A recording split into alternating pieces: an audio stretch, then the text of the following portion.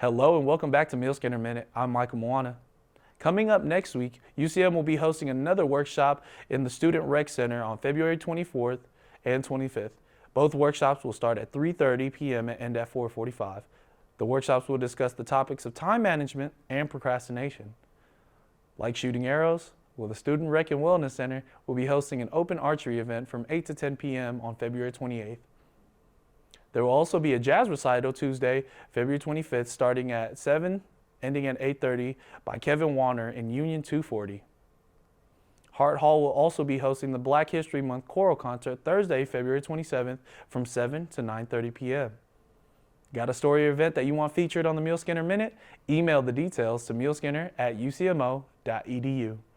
Former American poet and actor Tupac Amaru Shakur once said, "The seed must grow regardless of the fact that it is planted in stone." Reporting for the Muleskinner, I'm Michael Moana. Have a blessed day.